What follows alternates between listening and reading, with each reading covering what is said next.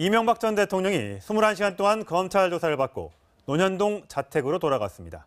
이 전 대통령은 밤샘 조사에서 혐의를 대부분 부인했습니다. 네, 그럼 현장 취재기자 연결해서 자세한 내용 들어보겠습니다.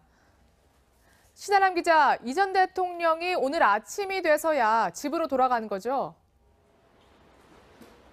네, 이명박 전 대통령은 검찰 출석 21시간 만인 오늘 오전 6시 25분 이곳 서울중앙지검 청사를 나섰습니다.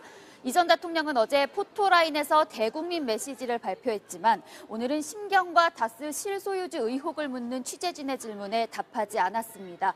그리고 취재진과 변호인단을 향해 다들 수고하셨다는 말만 남겼습니다. 이 전 대통령은 검찰 조사 내내 모르는 일이라며 혐의 대부분을 부인한 걸로 파악됐습니다. 조사 자체는 자정쯤에 끝났지만 검찰이 작성한 피의자 신문 조서를 검토하는 데 6시간 넘게 걸렸습니다. 검찰은 이번 조사 내용을 바탕으로 이 전 대통령에 대한 구속영장 청구 여부를 결정할 방침입니다. 자, 이명박 전 대통령이 논현동 자택으로 바로 돌아간 거죠? 네, 그렇습니다. 이 전 대통령은 검찰에서 출발한 지 8분 만인 오전 6시 33분 논현동 자택에 도착했습니다. 자택 앞에선 그의 참모들이 이 전 대통령을 기다리고 있었습니다. 앞서 맹영규 전 장관과 장다사로 전 총무기획관, 김유재 전 수석과 유인촌 전 장관 등 20명 안팎의 참모들이 새벽 2시를 전후로 논현동에 모였습니다. 이 전 대통령은 휴식을 취한 뒤 변호인단 그리고 참모들과 함께 향후 대책을 논의할 것으로 보입니다. 지금까지 서울중앙지검에서 전해드렸습니다. 네, 들으신 대로 이명박 전 대통령 오늘 검찰 출석 21시간 만에 집에 돌아갔습니다. 네, 자세한 이야기 사회부 법조팀 강영석 기자와 함께 짚어보겠습니다. 네, 안녕하세요. 어서오세요. 네. 네, 먼저 이명박 전 대통령 오늘 귀가하면서 어떤 말을 남겼는지 일단 그 모습부터 확인해 보시겠습니다.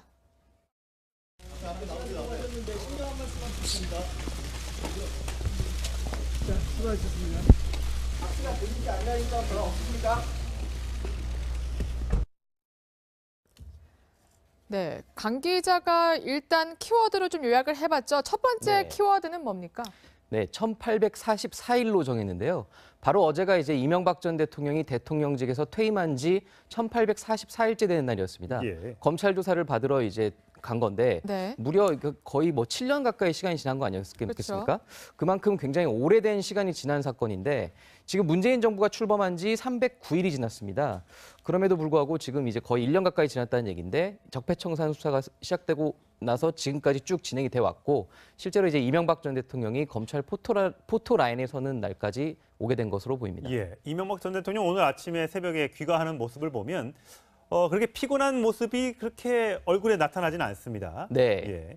물론 포토라인 앞에서는 약간 여유 있는 표정을 보였는데요. 네. 저희 이제 앞에 나가 있던 취재진들이 그 네. 주변 인물들에게 물어봤었는데 심신이 지쳐 있었다. 네. 그러니까 상당히 조사를 장시간 동안 받으면서 그렇게 사실 체력적으로 굉장히 좀 지쳐 있던 상태였던 걸로 그렇게 파악이 됐었습니다. 화면과는 또 다른 모습이군요. 그렇죠. 네. 귀갓길에도 지지자들이나 시위대들의 모습은 보이지 않네요.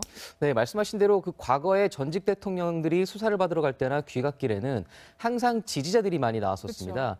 예를 들어서 노무현 전 대통령 때는 노란 손수건, 그 예전에 이제 보면은 노란색 색깔로 하는 그 노무현 전 대통령 지지자들이 있었고, 예. 그리고 실제로 박근혜 전 대통령 지난해 수사 당시에는 그 태극기 집회가 많이 열렸었죠. 네. 그런데 올해는 이제 그런 모습들은 보이지 않았고 그 귀갓길에 이제 이명박 전 대통령과 가까웠던 전직 의원들 내지는 전직 장관들이 네. 자택에서 이 전 대통령을 기다렸던 것으로 파악됐습니다. 네. 오늘 가장 관심 있는 사람 바로 화면에 이제 곧 보이는 저 모자 쓰고 있는 유인촌 전 문화체육관광부 장관입니다. 네. 과거에 이명박 정부 때 굉장히 화제를 많이 났었고 두 사람 사이 가까운 걸로 알려지고 있죠. 네, 맞습니다. 그 어제 유인촌 전 장관은 오늘 새벽의 모습. 그렇죠. 오늘 예. 새벽 1시 55분쯤 거의 새벽 2시가 다 돼서 이명박 전 대통령 자택으로 먼저 들어가서 기다리고 있었는데요. 예. 이명박 전 대통령이 서울시장에 재임했을 때 당시에는 서울문화재단 이사장을 지냈고 예.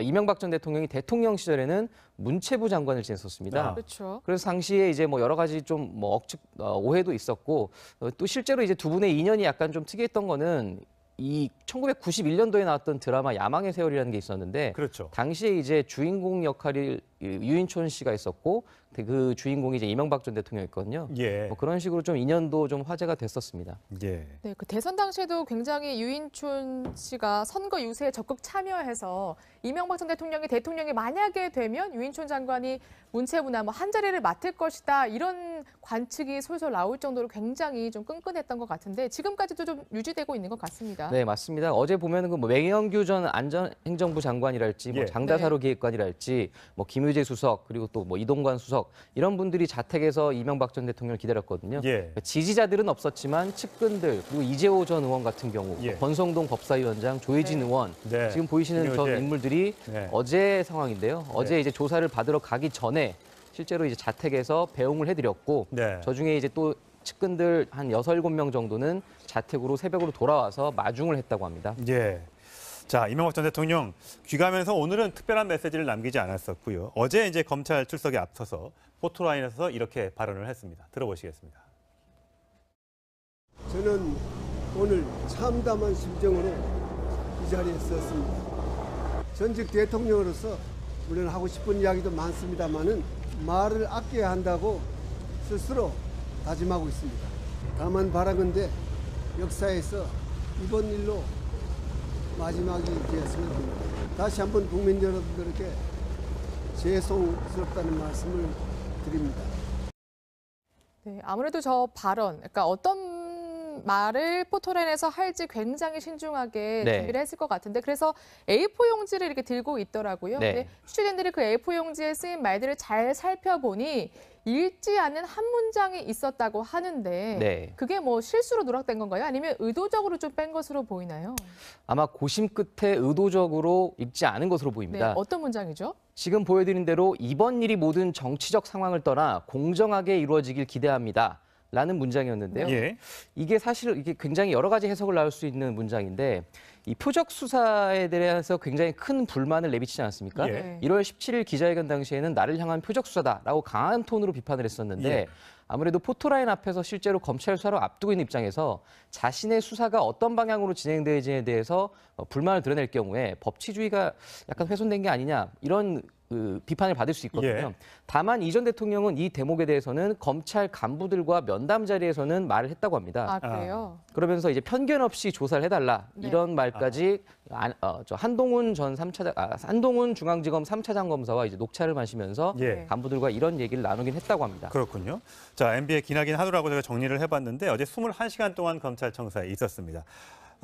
시간대별로 보자면 9시 22분 오전에 서울중앙지검에 도착을 했고요. 50분부터 조사가 시작돼서 14시간 동안 조사를 받고 오후 거의 자정이 다 된 시간에 조사는 끝났습니다. 네. 사실 그래서 새벽 1, 2시면 나올 걸로 봤는데 조서 검토 시간이 굉장히 오래 걸렸습니다. 네, 이유가 맞습니다. 뭡니까? 그 조서 검토를 하는데 시간이 오래 걸리는 이유는 이게 바로 법정에서 증거로 제출되기 때문입니다.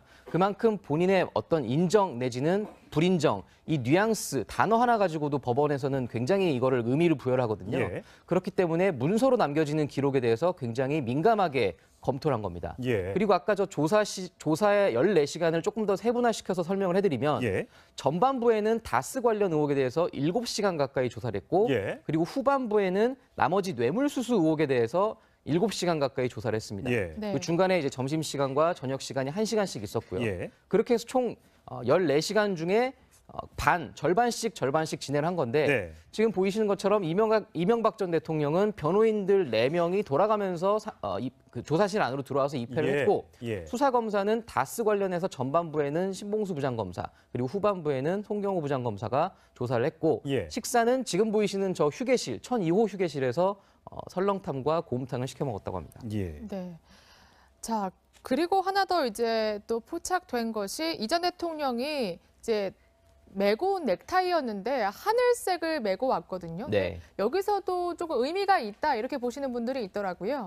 네, 뭐 일부 이제 정치권에서 나온 얘기인데요. 이 하늘색 넥타이가 사실 2007년 대선 과정부터 이명박 전 대통령의 어떻게 보면은 뭐라고 할까? 상징 색깔? 상징적인 색깔로 이제 자리매김했었는데요. 예. 지금 화면처럼 대선에서 승리했을 당시에도 하늘색 넥타이를 착용했었고 그러네요. 그리고 재임 시절에 오바마 전 미국 대통령과 정상회담을 했을 때도 하늘색 넥타이를 나란히 메고 나왔던 장면이 있었거든요. 예. 그래서 어제도 저 하늘색 넥타이를 보고 정치권에서는 그만큼 이 전 대통령이 어제 조사 당일을 굉장히 신경 쓰고 있었던 게 아니겠느냐 예. 이런 해석들이 나왔습니다. 자, 먼저 이 앞에 1844일을 먼저 짚어봤고요. 키워드 두 번째 키워드도 있습니다. 어떤 겁니까? 네, 두 번째 키워드는 다스는 누구 것이라고 정해봤습니다. 정말 네. 궁금합니다. 네. 뭐 지난해 국정감사 때부터 꾸준히 나왔던 얘기였죠. 다스는 누구 겁니까? 결국 이명박 전 대통령에 대한 혐의도 가장 중요하고 이명박 전 대통령 혐의가 출발점이 다스에서 시작되고 있습니다. 네.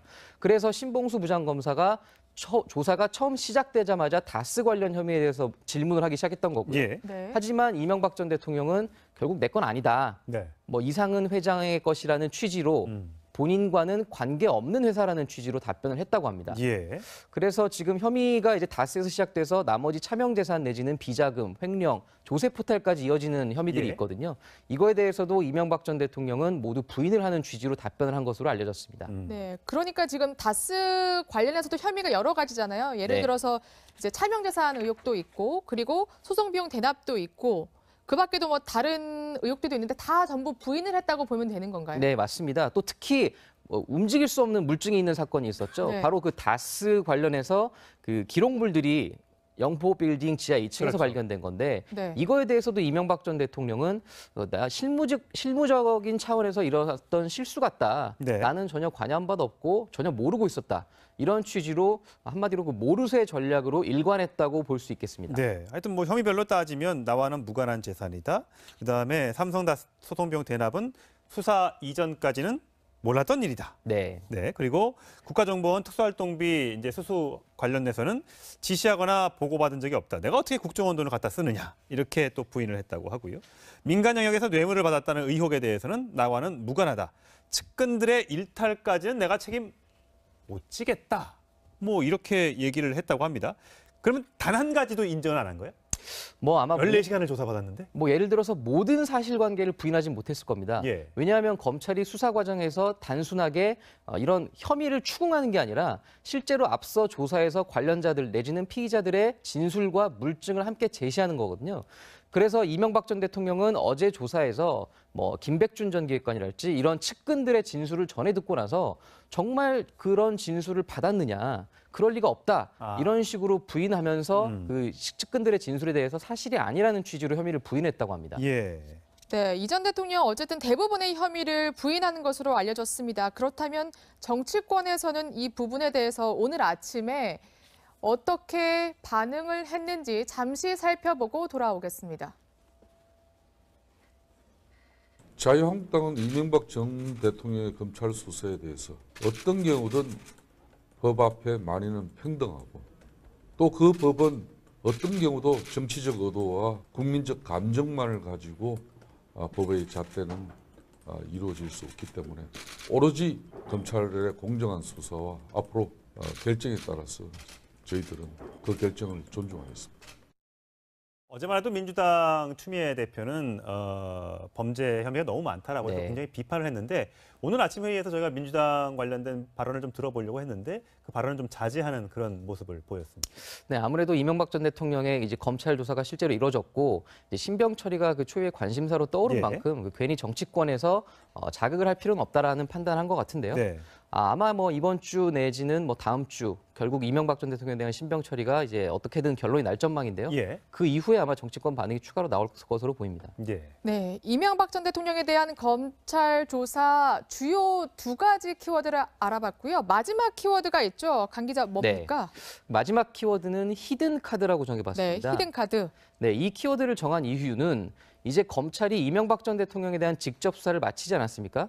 하지만 이명박 전 대통령은 모든 혐의를 부인했습니다. 그렇죠. 그러면 검찰이 선택할 수 있는 방향은 이대로 검찰의 재판에 넘기느냐 내지는 이명박 전 대통령에 대해서는 혐의를 보강 수사해서 넘기느냐. 네. 그런데 이제 후자로 가게 될 경우에는 지금까지 이명박 전 대통령 측에서 예측하지 못했던 그런 사건들이 실제로 수사 선상에 올랐다는 걸 이제 언론에 보도될 수 있거든요. 네. 네. 예컨대 어제만 해도 김윤옥 여사에 대한 의혹이 보도가 됐었습니다. 어떤 겁니까? 그 김윤옥 여사가 이제 그 과거에 이팔성 전 우리금융지주 회장이 네. 사위죠.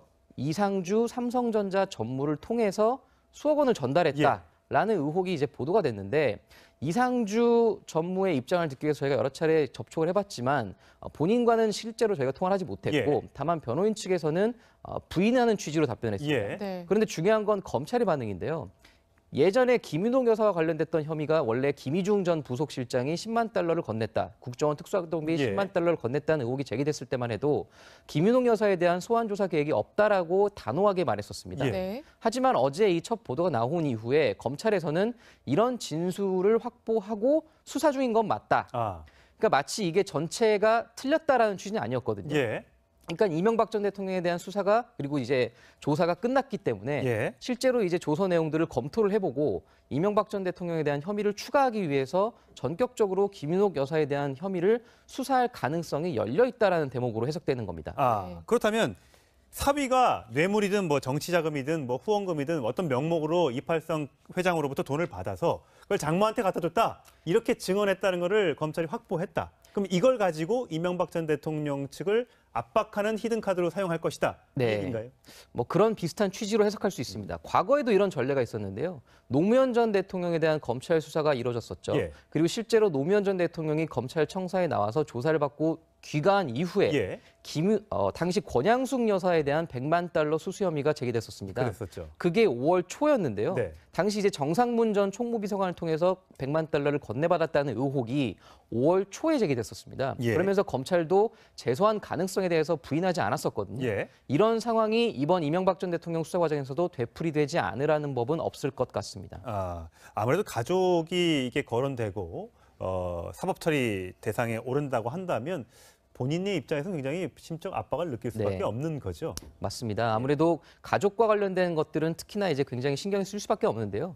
이상득 전 의원이랄지 이상은 다스 회장이랄지 친형들도 검찰 조사를 그렇죠. 받았고 아들 이시영 씨도 검찰 조사를 받았고 그랬죠. 하지만 아직까지 부인만 했고 또 아직 구속 상태로 재판에 조사를 받거나 재판에 넘겨지는 상황은 없었거든요. 네. 하지만 실제로 부인에 대한 김윤옥 여사에 대한 조사까지 이어질 경우에는 이명박 전 대통령 측에서 굉장히 부담을 느낄 수 있거든요. 예.